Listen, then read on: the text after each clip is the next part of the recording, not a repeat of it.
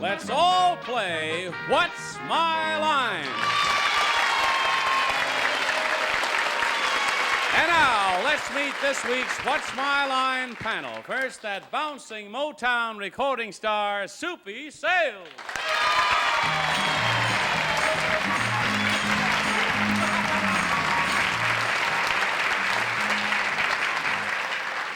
There's an old show business expression that says, for every light on Broadway, Con Edison makes 20 cents. But here's a bright light on Broadway, Miss Anita Gillette.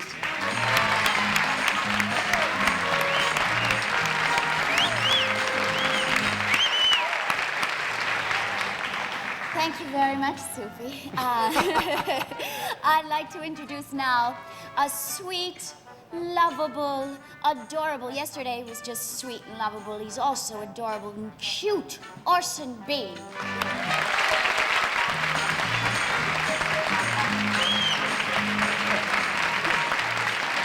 Thank you.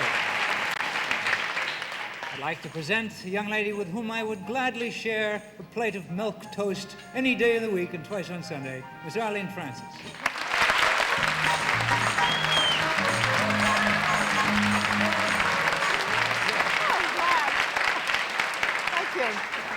And now a gentleman who started out on television as a weatherman. And when the skies cleared, he became our anchor man, moderator Wally Bruner. Yeah, Wally.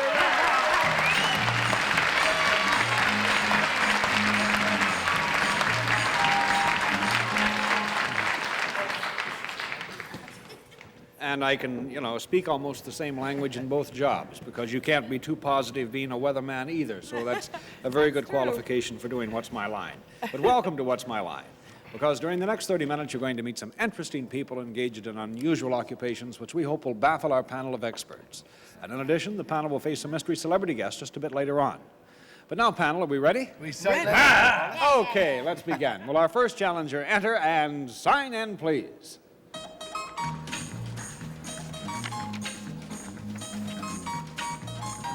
James Proco.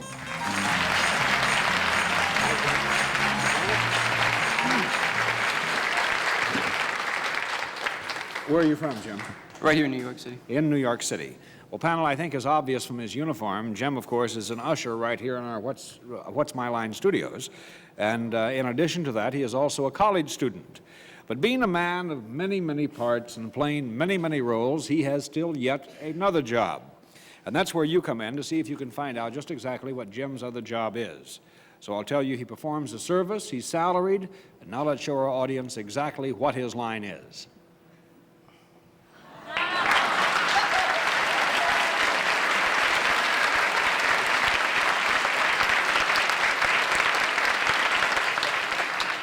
Remind you once again, he is salaried, deals in a service, and, how about Soupy?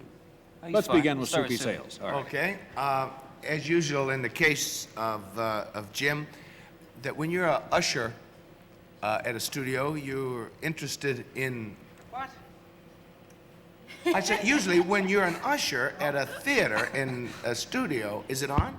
That you're interested in some phases of show business. This extra activity that you have, Jim, that's an extra job, does it have anything to do with show business? I think so. Maybe. I would say maybe in the very broadest sense, I would think in the very broadest sense it might have. He goes out on the broads. very fringes of show business. We'll put it like that. That's beside the point, sir. Is there some phase of show business? On the fringe. On the fringe. He makes fringe for the costumes and cabaret. All right. Is it on the fringe? Is it something that has to do with some people in show business? No. No. That's one down. We go to Anita. Jim, would I like to use your service? Indirectly, you might, yes. Indirectly. Would Orson like to use your service? Indirectly also. Oh, I see. So it doesn't really matter whether it's a man or a woman. No. I see. When you perform your service, do people come to you for this service? Yes. They do come to you. Do you perform your service in a building, enclosure of some Yes. sort? Do you require any sort of uniform or a type garb other than your, regular street Yes. clothes? You do. Is your uniform? Wait a minute. Oh, what was I going to say? Oh, I had a whole line going. Oh, what am I going to say? Do you also do you use some kind of equipment when you perform this service, like a instrument or implement? No. No, I think that is a no. That's 2 down, Orson B. Mercy, the way I couldn't picture what the instrument could be. An instrument of torture, perhaps. Oh, I don't know. Now, when people come to you to have you perform this service for them, would they likely come all alone? No. They No. would come in a band. No. No. 3 Oh, down, mercy. Arlene. It's not fair. Oh, so you deal with groups of people when you do this service? Well, let's say More more than than one. one. Uh-huh. Yes. Do you instruct in any way? No, it's not part of the Whoops, job. whoops, small conference. Oops, oops, oops. I think that where there may be a degree of advice given to the people that come for this particular service, we could really not say that he does give a degree of instruction. So I'll concur with our challenger and say that a no is correct. That's 4 down, and we go to Soupy Sales. This service that you provide, Jim, do you deal with any other groups other than people in this service? No. Like, No, that's 5 down. I need a Gillette. When you perform your service in a building where you perform it, these groups of people hire you to take them around a building for any No. reason? No, that's 6 down, Orson. I want to pursue a thought. The group of people that might come to you, is that a small group? In small in number? Small in number? I mean, might it be 2? Yes. Would it be 2? In Not our- necessarily. No, not necessarily. No. Then I'm not thinking of the right thing. I hope. All right, now, when this little group comes to you, seeks you out, you're wearing something. I assume it would help me to find out what you have on, right? Yes. Are you fully clad? Yes. Thank goodness. All right. Otherwise, you know, the group could run flying out of the room. All right, now, what you're wearing, could it be a suit like what you have with maybe just something changed about it? Like he has with something No. changed? No, that's 7 down, Arlene. Is there anything athletic about what you No. advise? No, that's 8 down, Soupy, 15 seconds. in your job, Jim, do you ever move around? I mean, maybe go up and down? No. Reportedly so. Whoops, small conference. I didn't know what to do.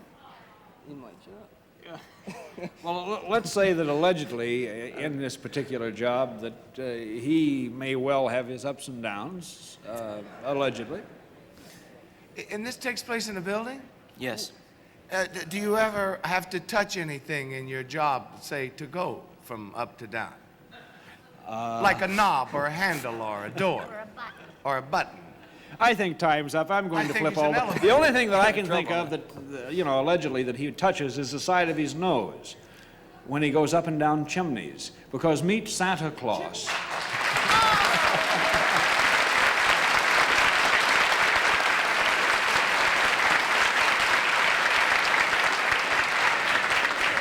Really, Jim, you're one of Santa's helpers, isn't That's that right. correct? Correct. He's very busy until the night before Christmas, so he And- sends his helpers out. Right, and so you are Santa Claus at where? Lord and Taylor's here in New York. Lord and Taylor's department store, and this is going to be, how many years now?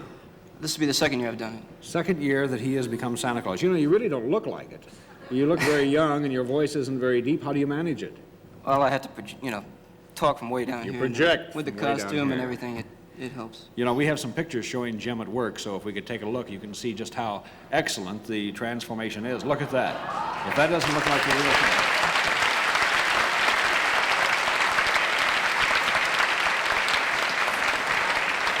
Jim, do you ever have a kid come up to you and smack you in the mouth and say, "That's for last year"? Almost. Almost, but continued success to you. You baffled the panel and won the game. And Jim, we're delighted to have thank one you. of Santa's helpers here in our studio each week. Thank you so much.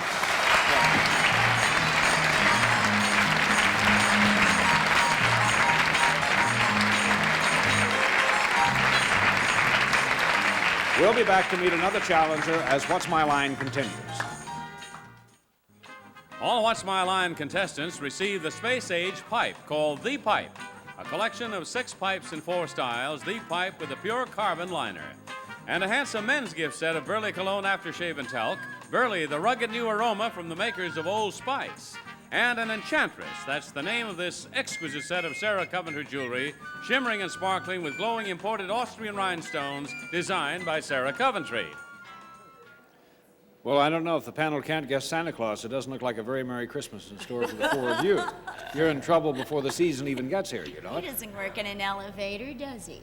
I thought it was an elevator operator. Because That's they had close. a guy at my building that was an elevator operator for 18 years, and they fired him yesterday because the regular man came back. Well, let's give you another chance to meet our next challenger. Would you enter and sign in, please?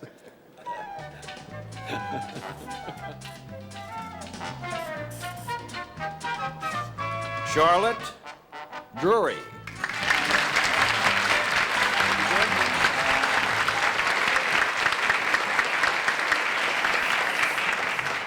Mrs. Drury, where are you from? Jackson Heights. Jackson Heights, New York. Right. Okay. And I see you have a few friends there in the audience. Would you like to lean in just a little bit there? We want to hear every word. Panel, may I tell you that Mrs. Drury is salaried and she deals in a service. And may I also remind you that there is a product connected. And now let's show the audience what her line is.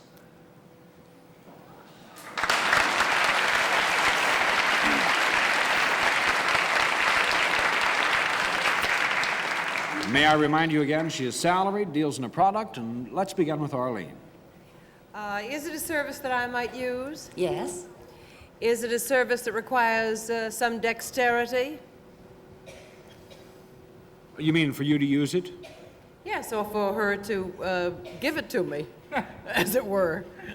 Specialized. Well, I think where there may well be a degree of specialization, remember that it is a product connected to this particular service.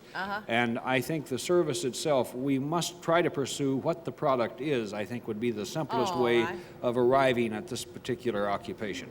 So Is it I will just sort of ignore that question. And we'll All go. right. Is it a product that one can hold in one's hand? No. No, that's one down, Soupy sales. Is this product bigger than a bread box? Yes, it is. Is it a product that would be used by men as well as by women? Yes. Is it a product that touches the human body in any way? No. Whoops, small conference. Partially. I would say that when this particular product is in use, it would certainly come in contact with some part of the human body. But All right. Is this product used in, say, in the home? No. that's two down, and we go to Anita. Ah, it is not used in the home. Is it used in or near water? Yes. In or near water? Yes. Yes, It is used in or near water. Is it much larger than a bread box? Yes, it is. Much larger. Much larger than a bread box. Would it be some sort of boat or something like Yes, that? it would. It would be. Yes. And this is the product that you use in your service, is a boat, right? Yes. Do you operate this boat in any way? No. I guess that's. I Do you do something to this boat? Small conference. Ooh. Well, the boat is the product that is connected, and in this particular case, Mrs. Drury says that she has nothing to do Nothing to do with. with operating. What we need to know is what Is exactly she has to does. do So with I'm that going to have to boat. give you a no on Oh, that I one, see. Anita, and go on to Well, Orson. Orson, it's all yours. Yes. Now, do you instruct in some way? No. No, that's four down. Arlene? Are these boats large enough to carry more than 2 or 3 passengers? Sometimes. Is it possible that these boats are decorated in some special way by you? No. No, that's five down. Soupy. Well, how many different kind of boats are dinghies? Is it in the dinghy line? I'm pretty dingy today myself. A dinghy isn't a big boat. That's a small boat. Yes, it is. The boat, then do you sell a boat? No. Sell? No. That's six down. Anita. Do you have anything to do with possibly arranging trips for people on boats? Yes, I do. I see. Are you a sort of travel agent or book a particular cruise or something on boats? Panel, You, yes. Circle line. Is it the line that goes around the Manhattan? No. Oh. I'm Or gonna is have it to a flip all the Mediterranean cards. cruise, a You're very Caribbean cruise, close. the Queen Elizabeth, the Queen Mary, or She whatever. rents Queen yachts. Christina. Rents yachts. She rents yachts.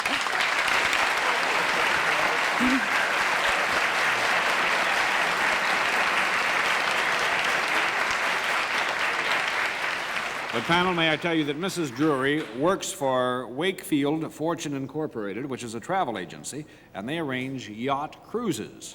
And that's really a new way to go on vacation, isn't it? To rent It your own yacht. certainly is, especially for the people who don't own their own yacht. And there's been such a demand for this that we've become specialists in the last Do you have a years. crew that goes with it, a crew that you rent to? The yachts all have their own crew. Oh, Well, where do people usually go? Well, Scorpius. I'd say the Caribbean is a fabulous cruising area, and we have in all cruising areas of the world, the Mediterranean, the Greek islands, the Bahamas, Florida. Well, listen, if the five of us wanted to go on a trip, what is the smallest boat we could rent from you? Well, one of the small ones would be a 54-foot yawl. We have a picture of that, I think, don't we? There it is. Comes Oh, with, with sails unfurled, and it looks glorious. she's just beautiful, and it would run for the party of 6, $206 per person, all inclusive for the week. That includes food and That everything? includes 3 meals daily. Well, what if we all wanted inclusive. something a little larger? Well, we have a 212-foot power yacht on the Mediterranean that I think is absolutely magnificent. Crew of 28. We'll take the whole studio audience. But how much is...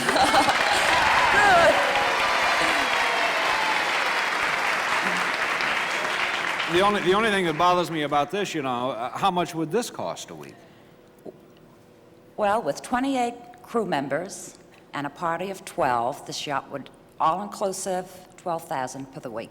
And we have $12,000 a week, and we have a shot of the interior, look, with fireplace, and it looks like one of the more elegant hotels here in New York City. But thank you so much, Mrs. Drury. We enjoyed having you on What's My Line. Thank you very much.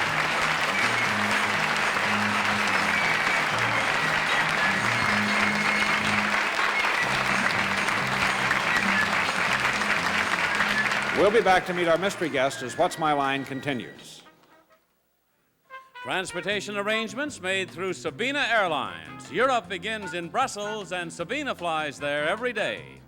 By the way, if you're planning to be in New York and would like to attend one of our broadcasts, just write for tickets to What's My Line, 51 West 52nd Street, New York, 10019, and be sure to write the word tickets on the envelope. And now it's time for that very special part of What's My Line. Panel of the blindfolds in place? yes. All right, let's meet our mystery guest. Will our mystery challenger enter and sign in, please?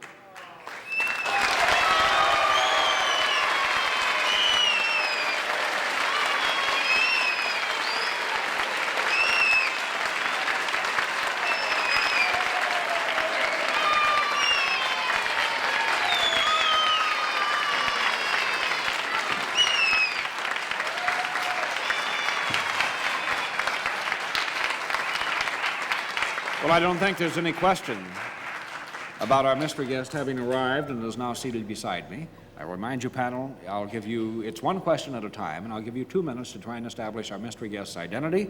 And let's begin with Orson Bean. Thank you. May I assume that you are in some form of the show business? Yes. Arlene. Are you known for your work in the theater? No. Whoops.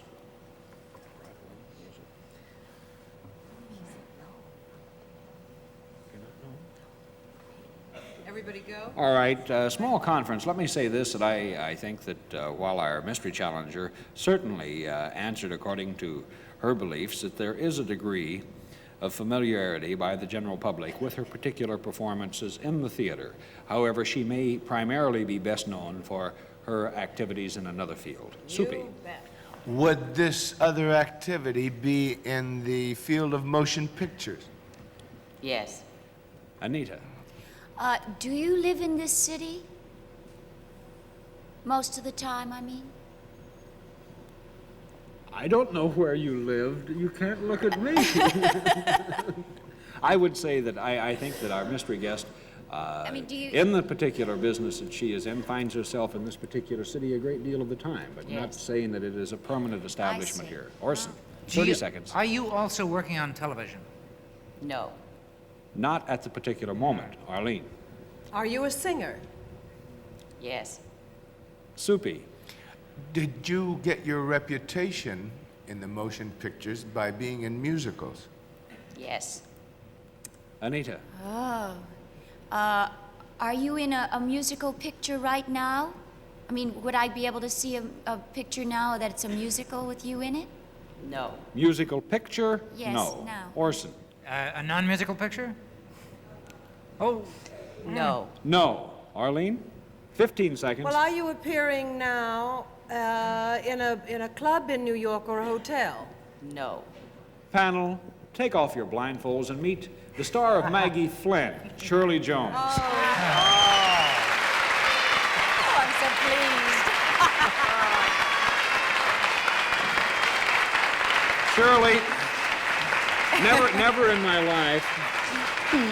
my life have I heard someone that is starring on Broadway in what is supposed to be a big hit musical, and they say, "Are you known for your work in the theater?" And they say, "No." Well, I was thinking of the past. Actually, this is my first show, you know. What a way to start. So, I think my answer was that was correct. a very bad clue, Shirley. But Shirley Jones, continued success to you, Thank Maggie you. Flynn, and I haven't seen it, but I want to just as soon as I possibly can. Please do. And I thank think you you'll for being enjoy here. it. so Thank much. you. I enjoyed it very much. Shirley Jones. What's My Line will continue right after this word. Now it's time for honest answers, when our panel gives honest answers to questions submitted by our studio audience. And here's the first question. This one is from Mike Rafferty of Staten Island, and it's to Anita. It says, "How tall are you? You seem so little. Don't you have trouble getting mini skirts?" Well, actually, I am very small. In my stocking feet, I'm 5'1", but anytime anybody asks me, I always lie and say I'm 5'3", because with shoes on I am. But I buy my clothes in the junior department, girls size 6 to 14. And I save money. And mini skirts are no problem. No, I don't wear that many mini skirts. Here's one for Orson. This one's from Larry Schmidt of Potsdam, Pennsylvania. Where did you get the name Orson Bean? I made it up one terrible day. My real name was Dallas Burroughs, which sounds like a name some nut named Orson Bean would make up and change his name to. Here is one, and they're getting formal.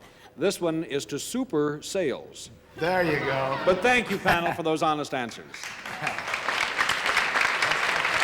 And thank you, too, for a good day on What's My Line. Won't you join us again tomorrow for What's My Line?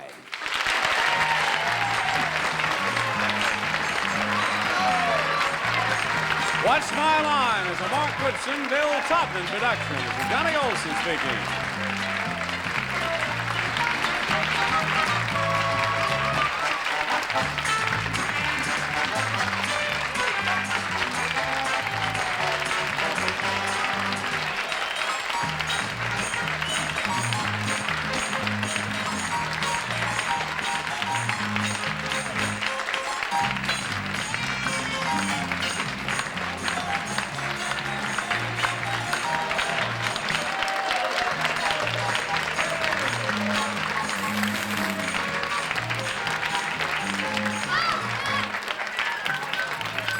Are you watching, you little rascals? Oh, it's fun, isn't it? And who subscribes to it? Go on, push the button. Think of the fun you could have on the tube. The tube? You. Tube. Tube. TV tubes. That's a lot of fun, isn't it? It's gonna be a lot more fun if you keep going the way you're going. Go on, push the button. Please subscribe. I hope they're watching.